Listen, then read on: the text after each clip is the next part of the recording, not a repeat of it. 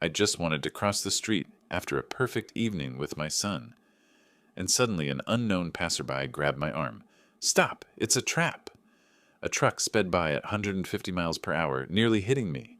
Shocked, I shouted, "Who are you? How did you know?" He whispered, "Don't you recognize me?" I looked closer and recognized him, and my world changed forever. Before we continue, please subscribe to the channel and write in the comments what time it is where you are now. "You're being selfish."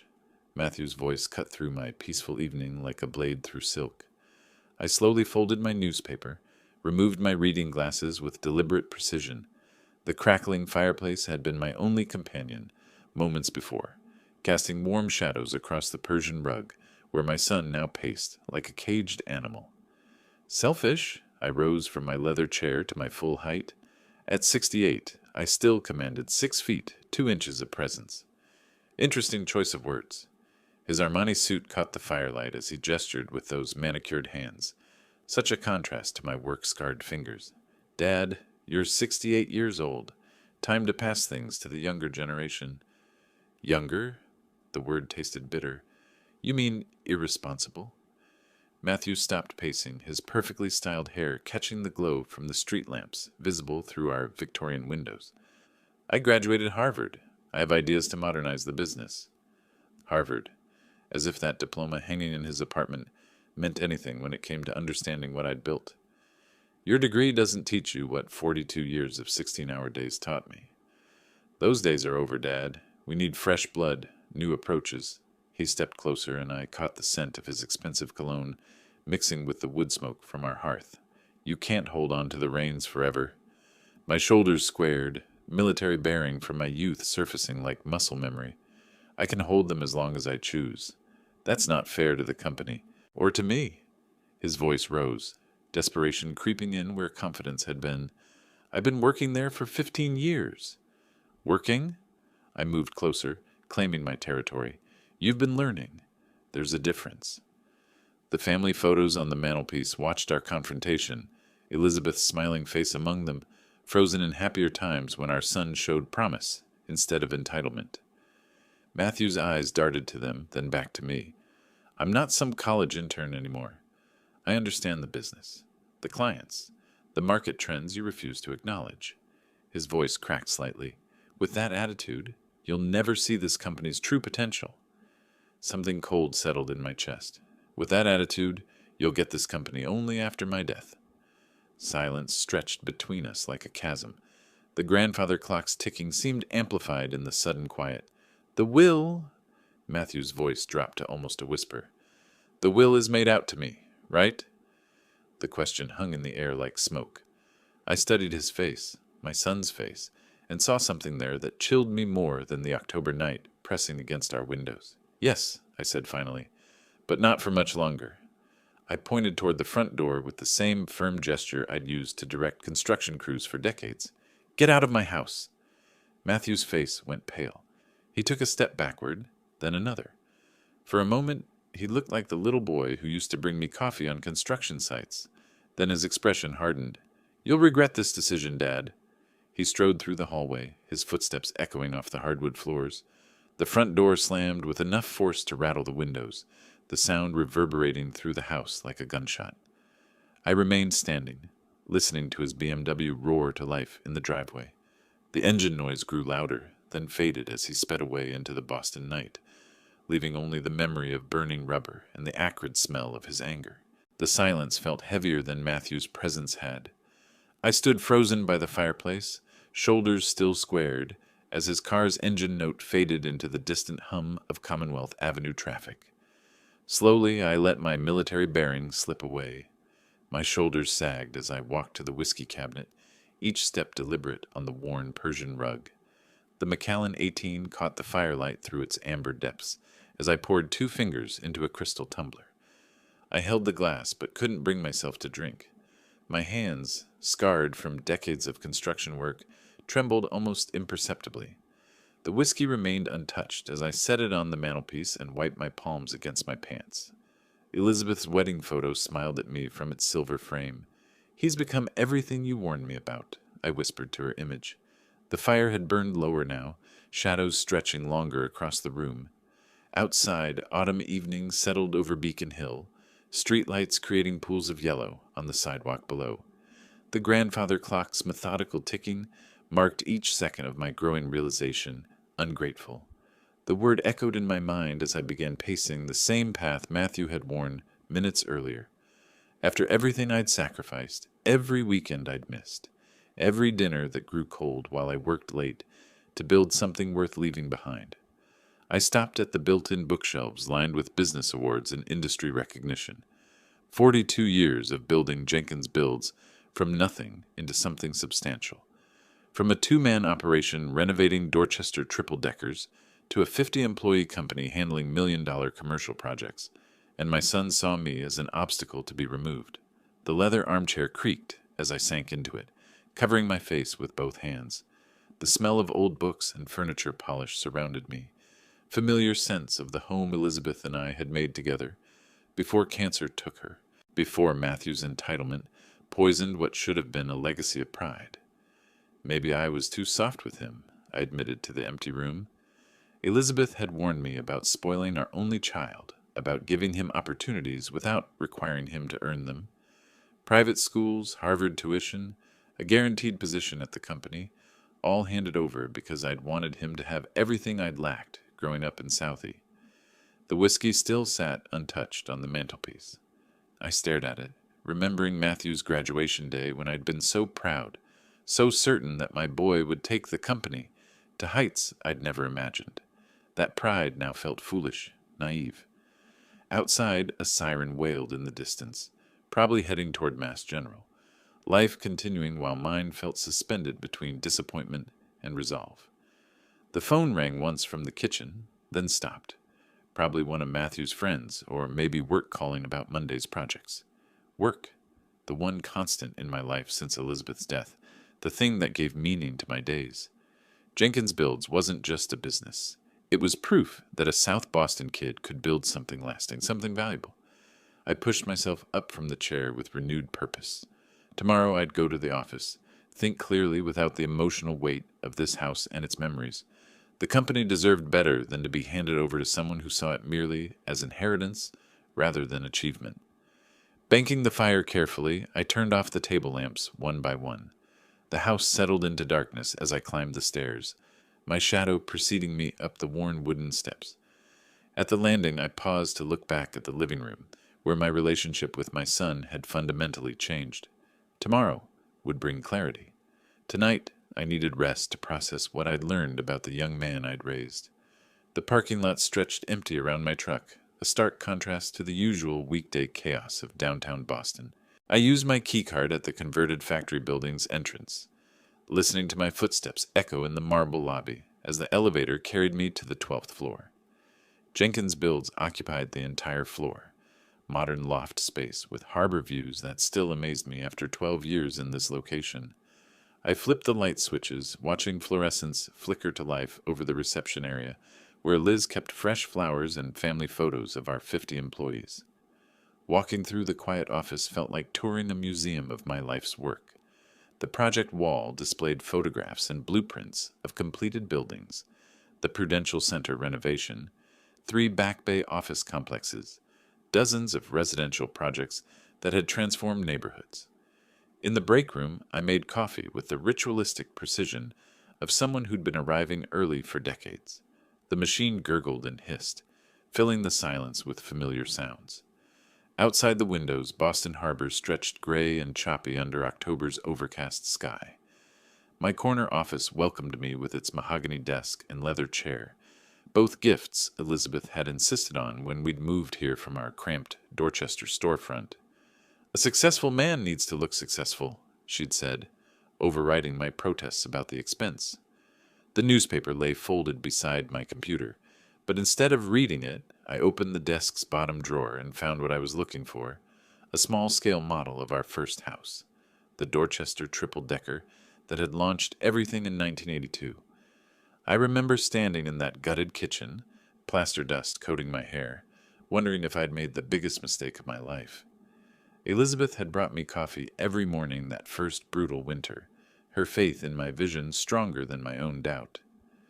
1992, I said aloud, turning the model in my hands. Started with renovating one old house that nobody else wanted to touch. The memories flowed like harbor tide, rejected loan applications, working weekends, sleeping in the van to save money on hotels when projects ran late. Elizabeth bringing lunch to job sites, picking splinters from my hands, believing in something I couldn't yet see clearly myself. Our first major contract, a Back Bay office building renovation, had felt like winning the lottery. 5 years of struggle suddenly validated by one handshake with a satisfied client who'd recommended us to others. Elizabeth's final words echoed across the quiet office. "Don't let anyone diminish what you've built, Morris. This company is proof that dreams backed by work become legacy." Matthew had never understood that distinction. Dreams without work remained fantasies, while work without vision produced nothing worth inheriting. My son possessed neither the vision to see what the company could become, nor the work ethic to deserve guiding it there. Through my window, weekend sailors navigated the harbor in small boats, their white sails catching morning light. Freedom earned through understanding wind and water, not granted through birthright. The scale model felt solid in my hands, wood and glue and careful craftsmanship, just like the real buildings we'd constructed. Tangible proof that ideas could become reality through persistence and skill. Jenkins Builds employed 50 people who depended on careful leadership, not reckless ambition. Clients trusted us because we'd earned that trust project by project, never cutting corners or making promises we couldn't keep. That reputation couldn't be handed over to someone who viewed inheritance as entitlement. My coffee had grown cold while I'd been lost in memories. I drained the cup anyway, tasting the bitter dregs as I set the model house prominently on my desk, where I'd see it every day.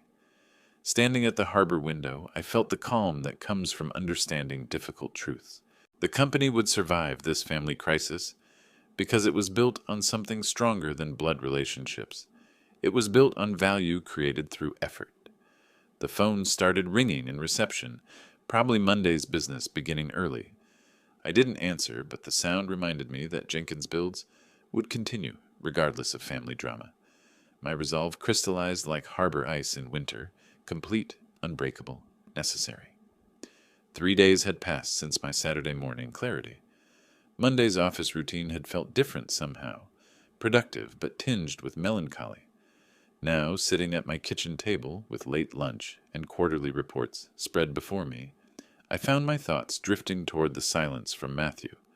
The rotary phone in my study began its insistent ringing, cutting through the afternoon quiet like an alarm. I glanced up from the financial projections, counting each ring while debating whether to answer. Most business calls came to my cell phone these days. 4 rings, 5, 6. I pushed back from the table and walked slowly toward the study, my hand hovering over the black receiver. On the 7th ring, I lifted it to my ear. "Hello?" "Dad, it's me."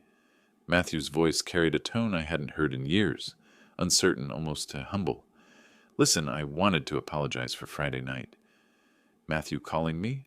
I straightened in my chair, afternoon light streaming through the study windows, illuminating dust motes that danced like my suddenly racing thoughts. "I thought you wouldn't call," I admitted, my voice more cautious than I had intended. "I was wrong to demand things from you." His words came slowly, carefully chosen. "You built that company from nothing. I had no right to act entitled to it."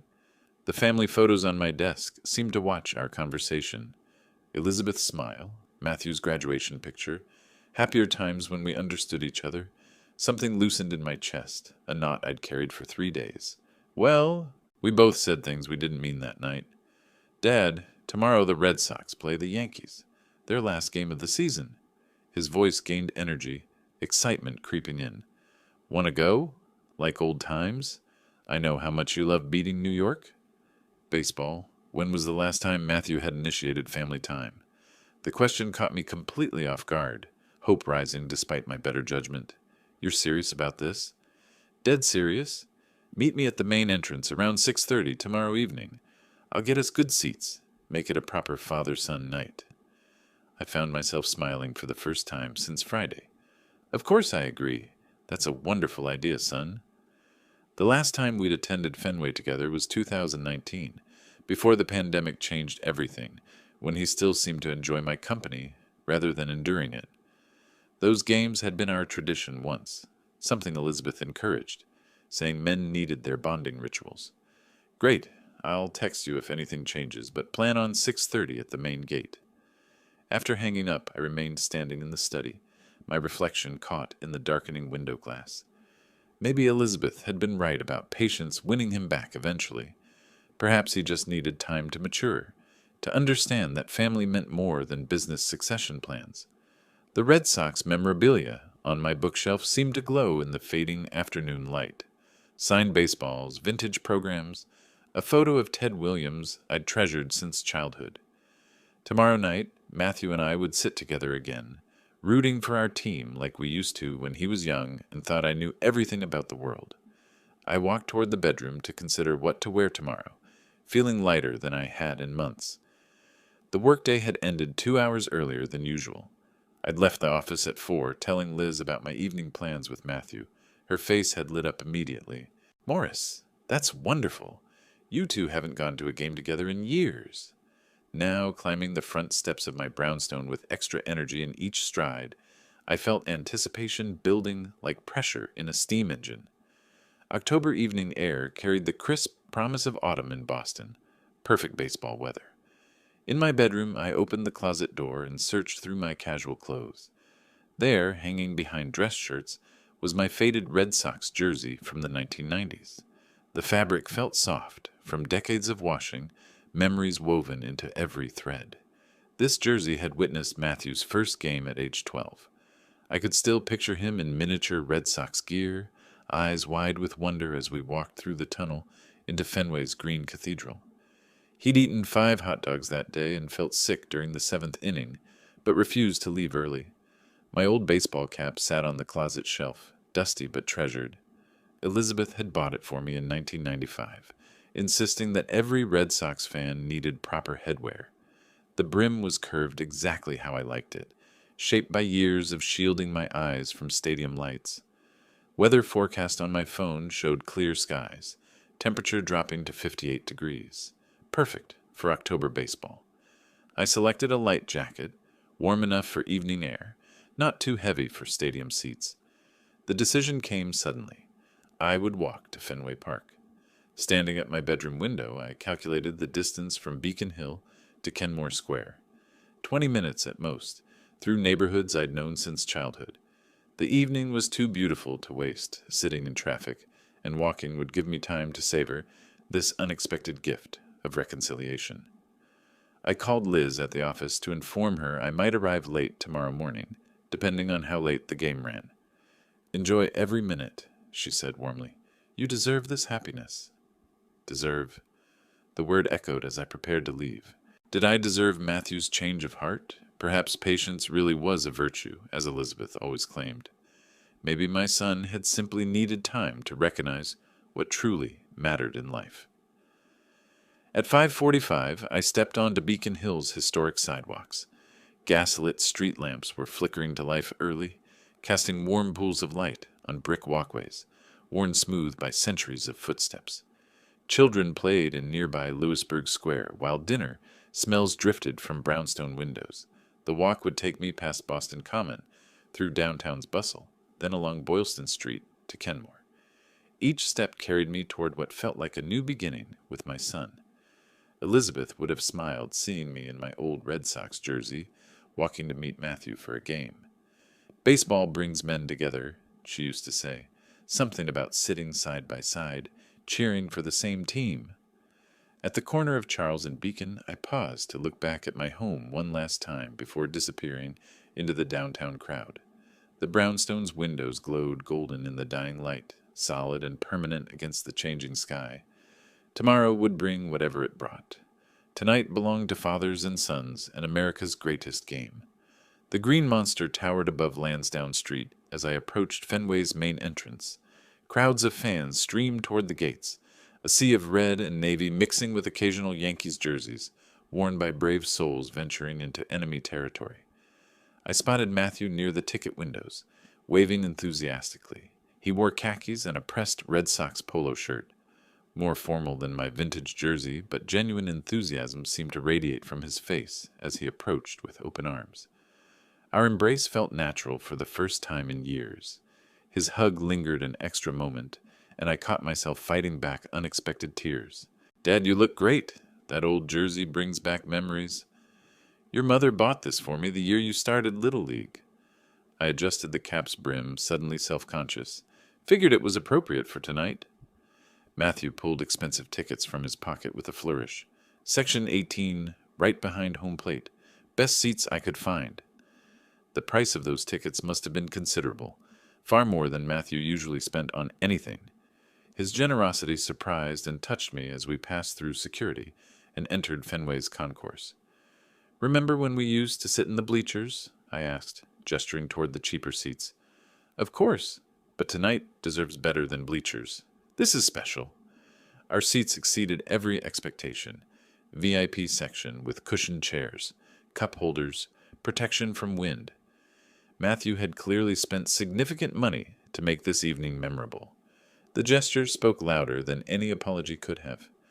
"Matthew, these seats must have cost a fortune." "Worth every penny to see you smile like this," he replied, signaling a vendor for hot dogs and beer. As the teams took the field for warm-ups, we settled into comfortable conversation. Matthew asked about specific players, remembered statistics I'd taught him years ago, laughed at my observations about Yankees' overpaid roster. "Dad, remember when we came here and I was 12? You explained why Fenway was special. The green monster, the triangle in center field, Pesky's pole. You ate 5 hot dogs that night and got sick. Tonight, I'll limit myself to 2. Matthew laughed, and the sound transported me back 26 years to when he was small enough to hold my hand walking through these same concourses. The first pitch arrived at 7:07 p.m., and we rose with 40,000 other fans to cheer. Yankees took an early lead, but Matthew didn't seem discouraged.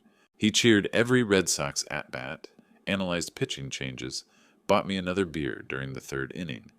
By the 5th inning, Boston had rallied to take the lead, 7-4. Matthew and I stood together, high-fiving after each hit, our voices hoarse from cheering.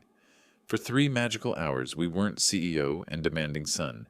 We were just father and child sharing something timeless.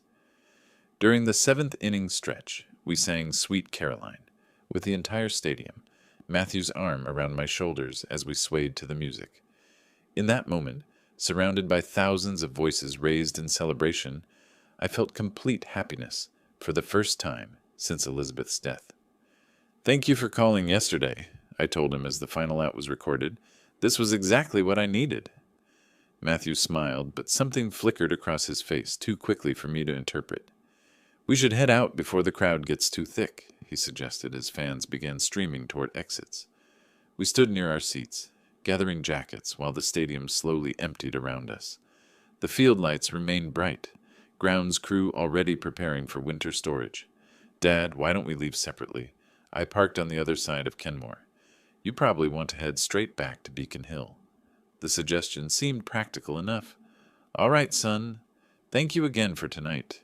It meant everything to me." Our final embrace lingered as thousands of fans moved past us toward Yawkey Way. The crowd carried us along Yawkey Way like a river of celebrating Red Sox fans. Car horns honked victory songs throughout the Fenway neighborhood, while vendors called out final offers on team merchandise and programs. "What a game!" I called out over the noise, my voice hoarse from 3 hours of cheering. 7-4 against the Yankees. Doesn't get much better than that.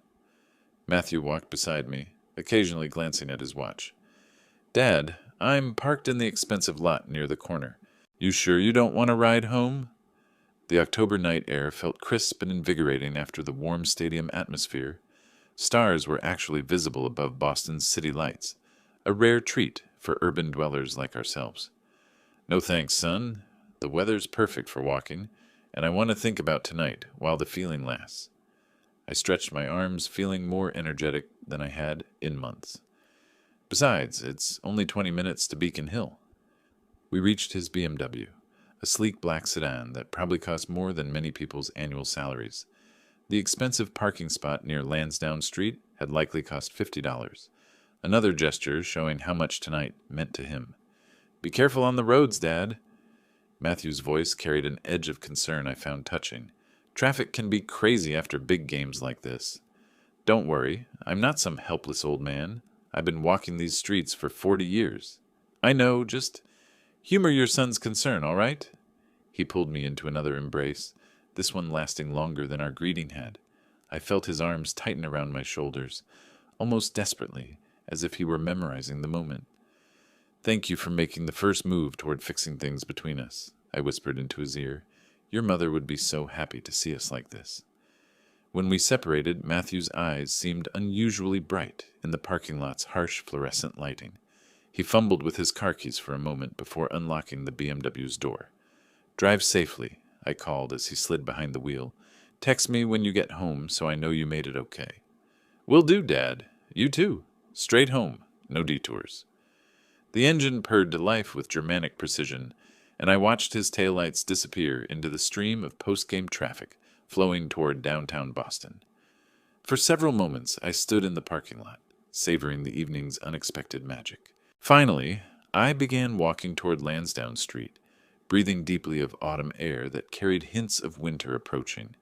The familiar route home would take me past Boston University's campus, through residential neighborhoods I'd known since childhood, finally arriving at Beacon Hill's gaslit streets. 20 minutes of peaceful walking ahead. Time to process this wonderful turn in my relationship with Matthew. Elizabeth's voice seemed to whisper in the cool breeze. Patience always wins in the end, Morris. At the corner of Lansdowne and Brookline Avenue, I paused to look back once more at Fenway Park's lights. Tomorrow would bring whatever it brought, but tonight belonged to fathers and sons and second chances. I turned the corner, disappearing from view of anyone who might have been watching from the parking area behind me. The walk through Boston's Fenway neighborhood had been everything I'd hoped for. Quiet streets lined with brownstones, the distant sound of celebrating fans gradually fading behind me, autumn leaves rustling under streetlights that cast everything in warm, golden pools. I reached the intersection of Lansdowne and Brookline Avenue, feeling completely at peace with the world. The traffic light glowed red in the crisp October air, and I stopped at the crosswalk like any responsible pedestrian, my mind still replaying moments from tonight's magical reconciliation with Matthew. The signal changed to green, walk symbol illuminated. I stepped forward into the crosswalk, my old Red Sox jersey visible under the street lighting, completely unaware that death was racing toward this exact spot at 80 miles per hour. A hand grabbed my arm with shocking force, yanking me backward just as I'd taken my first step into the intersection. Stop! It's a trap! The massive truck roared past exactly where I would have been standing, its engine noise deafening, headlights blazing, air displacement from its passage strong enough to pull at my jacket like invisible hands. The ground actually vibrated under my feet from the vehicle's weight and speed. I stumbled backward into the stranger who'd grabbed me, both of us nearly falling from the force of my sudden reversal. The truck disappeared around the corner with screeching tires, leaving behind the acrid smell of burned rubber and diesel exhaust. What the? I gasped, my heart hammering against my ribs as the reality of what had just happened crashed over me like ice water. The man who'd saved my life steadied me with both hands, his grip firm and reassuring. He wore glasses and a navy peacoat, medium height, probably Matthew's age, with an expression of urgent determination mixed with guilt. Are you hurt? He asked, studying my face in the streetlight's glow. I'm alive. My voice came out as barely more than a whisper. That truck would have killed me if you hadn't grabbed my arm. The intersection fell eerily quiet after the thunderous passage of the vehicle. No other cars approached from either direction, as if the universe had arranged this moment of near death with theatrical precision. You need to sit down, the stranger said, guiding me toward a bench near the bus stop. You're in shock. My legs felt unsteady as we walked the few steps to the bench. The familiar weight of my Red Sox cap, the jersey Elizabeth had loved, the comfortable shoes I'd chosen for tonight's walk. All of it felt surreal now, props in a play where someone had just tried to murder me. How did you know? I managed to ask as I sat heavily on the cold metal bench. How did you know to be here, to grab me at exactly the right moment? The stranger sat beside me, removing his glasses to clean them with trembling fingers. When he looked at me again, I saw something in his expression that made my blood run even colder than the October night air. "Mr. Jenkins," he said quietly, "we need to talk." I stared at the man who'd just saved my life, my mind working through shock and confusion to place his familiar face. The streetlight cast harsh shadows across his features, but something about his eyes, the shape of his jaw, tugged at my memory. "Don't I recognize you from somewhere?" I asked, my voice still shaky from the near-death experience. "I'm Grover Hayes," he said quietly, replacing his glasses with deliberate precision. "Matthew's friend from Harvard. We've met a few times at company parties." The name clicked into place immediately. "Grover—" "Yes, of course." "The lawyer. You came to our 4th of July barbecue 3 years ago." My confusion deepened. "But how did you— Why were you here at this exact moment?" He looked down at his hands, guilt written across his features like a confession. "Matthew told me about his plan. He hired someone to hit you with that truck." The words hit me harder than the vehicle would have. "That's impossible," I whispered, my voice breaking. "We just made peace tonight. We went to the game together. We laughed. That was part of the plan, Mr. Jenkins." Grover's voice carried the weight of terrible knowledge. He wanted you relaxed and trusting. The baseball game, the reconciliation, all of it was calculated to make you an easier target. I felt the world tilt sideways, reality reshaping itself into something unrecognizable. The baseball game, the expensive seats, his apology, all fake? I'm afraid so. He owes $50,000 to some very dangerous people. The only way he could pay them was— Grover's voice trailed off, unable to finish the sentence. "By inheriting my company after my death." The simple statement hung in the night air like a death sentence delivered in reverse.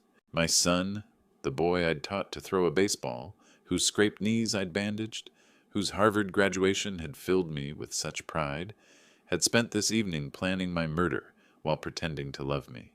"He hired a professional driver," Grover continued, each word cutting deeper. $50,000 for what would look like a tragic accident, a businessman struck down while walking home from a wonderful evening with his son. My hands began to shake uncontrollably. The Red Sox jersey that had felt so meaningful an hour ago now seemed like a costume in some grotesque performance. Every smile Matthew had shown me tonight, every laugh we'd shared, every moment I'd treasured as evidence of our healing relationship, all lies. "Why didn't you warn me sooner?" I asked, though my voice came out flat, emotionally exhausted. "I should have. I wrestled with it all day, torn between loyalty to an old friend and—" He gestured helplessly. "I couldn't let you die for his debts. I couldn't live with that on my conscience." The bench felt cold beneath me, autumn air cutting through my jacket as if my body had forgotten how to generate warmth. Somewhere in the distance, normal Boston nightlife continued. Late diners, couples walking home, the ordinary rhythm of a city unaware that a father had just discovered his son's ultimate betrayal. $50,000? I repeated numbly. That's what my life was worth to him. Grover shifted uncomfortably beside me. "Mr. Jenkins, I know this is devastating, but you need to decide what you're going to do now. Matthew doesn't know I intervened.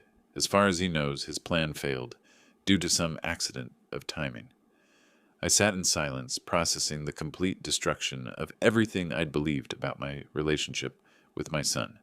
The company I'd built, the legacy I'd planned to leave him, the love I'd never questioned despite our recent conflicts. All of it reduced to a financial transaction in Matthew's mind. Something cold and hard began forming in my chest, replacing the shock and grief. My son had tried to have me killed for money. Now I needed to decide what a father does with that knowledge.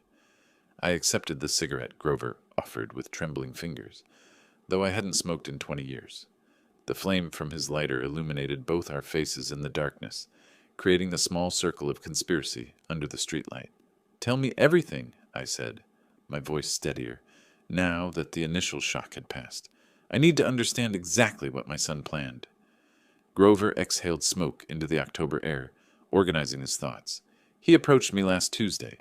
Said he had a business opportunity that required discretion." "A business opportunity?" The bitter laugh escaped before I could stop it. "My murder was a business opportunity." The debt collectors were pressuring him. Sarah had been pushing about the mortgage, the kids' private school tuition. Everything was spiraling out of control financially. Grover's voice carried the weight of confession. He thought I'd help him financially, maybe co-sign a loan. Instead, he asked you to help him commit murder. Not directly at first. He talked about accidents, about how convenient it would be if certain problems just disappeared. Grover dropped his cigarette, grinding it under his heel. When he finally spelled it out, I was horrified. Police sirens wailed in the distance, multiple vehicles responding to some emergency across the city. The sound made us both tense, though we'd done nothing wrong, technically. The driver he hired, I said, forcing myself to focus on details rather than emotion. Who is he? A professional. Stages accidents for insurance fraud, usually. Matthew found him through some unsavory connections from his gambling days. Grover's glasses reflected the streetlight as he turned toward me. $50,000 for a clean hit and run. No witnesses, no evidence, just a tragic accident. Every detail felt like another nail in the coffin of my relationship with my son. How long has he been planning this? 2 weeks, maybe 3. The baseball game was his stroke of genius. Get you emotional and nostalgic, make you want to walk home alone, then coordinate the timing perfectly. I thought about Matthew's performance tonight. Every calculated smile, every manufactured moment of bonding, every manipulation of my paternal love. The expensive seats hadn't been generosity. They'd been an investment in making me a better target. Sarah knows? About the debt, yes. About the murder plot, I don't think so. She's been pressuring him to find money somehow, but I believe she thought he'd get a legitimate loan or business deal. The absurdity struck me suddenly. My daughter-in-law unknowingly pressuring her husband to commit patricide over private school tuition and mortgage payments. The American dream twisted into something monstrous. What made you decide to intervene tonight? I asked. Grover removed his glasses, cleaning them with shaking hands. This afternoon I realized I couldn't live with myself if I let it happen. Whatever loyalty I felt to Matthew, it didn't extend to watching an innocent man die. Even knowing you'd be destroying your friendship with him? A friendship with someone who'd murder his own father isn't worth preserving. We sat in silence, processing the magnitude of Matthew's betrayal. Around us, Boston's night sounds continued. Distant traffic, late-night conversations from passing pedestrians, the hum of a city that had no idea a son had tried to murder his father for inheritance money. He'll be waiting for news, I said finally, probably checking obituaries, news reports, waiting for confirmation that I'm dead. What are you going to do? I stood up from the bench, feeling something shift inside me, not just emotionally, but almost physically. The Morris Jenkins who'd been a loving, trusting father was gone forever. In his place stood someone harder, colder, more calculating. I'm going to make sure he gets exactly what he deserves, I said. Nothing. I arrived at Grover's office dressed in my best business suit, carrying a leather briefcase containing documents I'd spent the sleepless night organizing. The Cambridge location felt appropriate. Near Harvard, where Matthew and Grover had first met, where my son had learned the arrogance that eventually led him to plan my murder. Morris, come in. Grover closed his office door behind me, gesturing toward the chairs arranged around his desk. Coffee? Black, thank you. I set my briefcase on the polished wood surface, noting how Grover's diplomas and ethical guidelines were prominently displayed on the walls. I've had time to think about what I want to do. The office smelled of leather-bound law books and fresh coffee, a professional sanctuary where we could conduct the legal destruction of my son's future without emotion or sentiment clouding our judgment. I want to completely disinherit him from everything, I said, opening my briefcase to reveal current will documents, company and corporation papers, and financial statements. The company, the house, investments, he gets nothing. Grover nodded, already prepared. I have the necessary forms ready. What would you like to do with the assets instead? A charitable foundation, the Jenkins Community Foundation for Housing. The idea had crystallized during my sleepless night, Elizabeth's voice seeming to guide my thoughts. The company will continue operating, but all profits will fund affordable housing for working families. That's actually brilliant, Grover said, reviewing the documents I'd brought. It serves the community while ensuring Matthew receives exactly what he's earned. Nothing. We spent the next hour methodically dismantling Matthew's inheritance expectations. Every asset he'd assumed would be his. Every dollar he'd counted on inheriting, redirected toward helping families who actually contributed to society, rather than plotting murder for financial gain. The foundation structure prevents him from contesting the will, Grover explained as we reviewed legal language.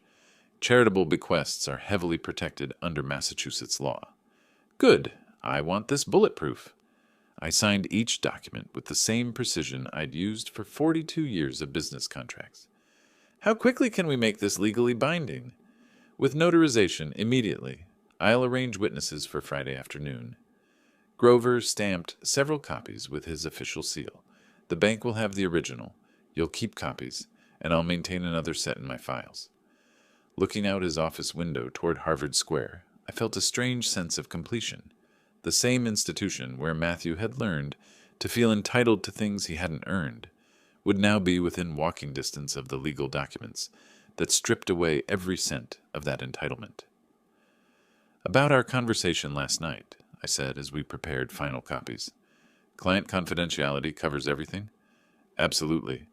What Matthew told me, what happened on the street, your decision today, all protected. Grover's expression was serious but relieved. You're choosing justice over vengeance, Morris. Elizabeth would be proud. The mention of my wife's name hit precisely the right note. She would indeed approve of using the company to help families, rather than rewarding the son who'd tried to murder me for money. Let him wait for inheritance that will never come, I said, placing signed documents back in my briefcase. While he's expecting riches, the foundation will be building homes for people who actually deserve them. We shook hands across his desk, not just lawyer and client, but two men who'd chosen to do the right thing, despite the personal cost. Grover was losing a lifelong friend. I was losing a son. But sometimes justice requires sacrifices from the innocent, as well as punishment for the guilty. The notary office occupied a corner building in Boston's historic North End, surrounded by the kind of authentic Italian-American community that had built this city through honest work rather than inherited wealth. I walked through the door carrying finalized foundation documents, feeling the weight of justice in my leather briefcase. Mr. Jenkins, right on time. The notary, a third-generation professional whose family had been witnessing important documents in this neighborhood for 60 years, gestured me toward his desk. I understand we have quite a few papers to make official today. I arranged the documents methodically. New will completely disinheriting Matthew, charitable foundation incorporation papers, company asset transfer documents, personal property bequests to educational charities. Each paper represented another nail in the coffin of my son's inheritance expectations. Identity verification first, the notary said, examining my driver's license and social security card with professional thoroughness. Then we'll need 2 independent witnesses for the will changes. The witnesses arrived precisely at 3:15, a retired teacher and a small business owner, both chosen by Grover for their unimpeachable reputations and complete lack of connection to my family. They studied the documents carefully before adding their signatures to each page. The Jenkins Community Foundation for Housing, the retired teacher read aloud. What a wonderful legacy, Mr. Jenkins. The company will serve its true purpose, I replied, signing my name with the same steady hand that had built Jenkins Builds from nothing, building homes instead of destroying families. The notary applied his official seal to each document with ceremonial precision, the metallic stamp making permanent what my son's betrayal had made inevitable. Each impression created legal reality from my nighttime planning. Your son isn't mentioned anywhere in the new will, the notary observed professionally. That's unusual for family businesses. He's made his choices. This reflects the consequences of those choices. Standing in that small office, surrounded by the tools of legitimate legal process, I felt something I hadn't experienced since Elizabeth's death, complete peace with my decisions. Matthew had wanted my death to make him rich. Instead, my continued life would make deserving families rich. The company he'd tried to inherit through patricide would now fund affordable housing for working families. The personal assets he'd counted on would support education for young people who understood that success required effort, not murder. All documents are properly executed and legally binding, the notary announced, handing me official copies. The Foundation will receive everything according to your specifications. I placed the papers in my briefcase with the satisfaction of a man who'd outmaneuvered an enemy without compromising his principles. Elizabeth's voice seemed to whisper approval. She'd always believed in helping others rather than indulging family dysfunction. Outside the notary office, I paused to light a cigar in the late afternoon sunshine. Harbor air carried the salt smell of Boston's waterfront, mixing with smoke from the Cuban tobacco Elizabeth had occasionally allowed me to enjoy. Walking toward the harbor, I reflected on the elegant completeness of the justice I'd arranged. Matthew's motive for murder had been eliminated retroactively. The inheritance that drove him to hire an assassin no longer existed. The money he'd wanted would instead help families who actually needed homes. At the harbor railing, I looked out over Boston Harbor, toward the horizon where Elizabeth and I had once planned to sail together. The Foundation would be her memorial as much as mine, transforming what could have been a story of family destruction into a legacy of community construction. Behind me, traffic moved through the North End's narrow streets, ordinary people going about their honest business. None of them knew that justice had just been quietly served in a small notary office, or that a son's attempt at patricide had been transformed into a father's gift to the community. The briefcase in my hand contained more than legal documents. It held the proof that sometimes the best revenge is ensuring that goodness triumphs over evil through entirely legitimate means.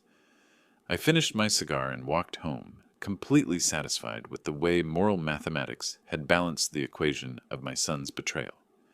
If you liked this story, please like this video, subscribe to the channel, and share your impressions of this story in the comments.